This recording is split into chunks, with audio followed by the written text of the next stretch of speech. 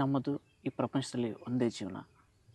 ಹಾಗೆ ಈ ಜೀವನದಲ್ಲಿ ನಮಗೆ ಇರುವಂಥ ವಿಚಾರಗಳು ಮರಗಳ ಕೊಂಬೆಯ ರೀತಿ ಸಾವಿರಾರು. ಕೆಲವು ಬಾರಿ ನಮ್ಮ ಜೀವನದಲ್ಲಿ ಕೆಳಗಡೆ ಇಳಿಬೇಕಂತ ಪರಿಸ್ಥಿತಿ ಕೂಡ ಬರುತ್ತೆ. ಹಾಗೆ ಮೇಲತ್ತೋದಕ್ಕೆ ಇಳಿದಂಥ ದಾರಿ ಉತ್ಕೃಷ್ಟವಾದ ಆಸ್ಥಾನದ ರೀತಿ ಅಂಶವಾಗಿರುತ್ತೆ. ಜೀವನದಲ್ಲಿ ತಿಳಿದವರು ಜೀವನ ತುಂಬ ಇದೆ ಅಂತ ಹೇಳಿದ್ರು. ಜೀವನದಲ್ಲಿ ಹರಿತವರು ಜೀವನ ತುಂಬ ಶೂನ್ಯ ಅಂತ ಹೇಳಿದ್ರು. ಈ ಜೀವನದಲ್ಲಿ ಹುಟ್ಟಿದಂಥ ನಾವು ಜಂಜಾಟದಲ್ಲಿ ನಡೆಸಲೇಬೇಕು. ಅದನ್ನು ನಾವು ಪಾಲನೆ ಕೂಡ ಮಾಡಬೇಕಾಗುತ್ತೆ ಒಂದು ಆಬ್ಜೆಕ್ಟ್ ರೀತಿಯಲ್ಲಿ.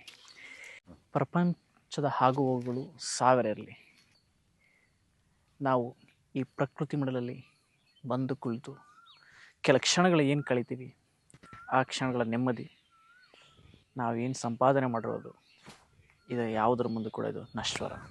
ಪ್ರಕೃತಿ ಎಲ್ಲ ಸ್ವರ್ಗ ಇರುತ್ತೆ. ಬಂದು ತಮ್ಮ ನೋವುಗಳನ್ನು ಹೇಳ್ಕೊಳ್ಳಿ, ಪ್ರಕೃತಿ ಮುಂದೆ ಸಾಧ್ಯವಾಗುತ್ತೆ ಎಲ್ಲದೂ ಕೂಡ.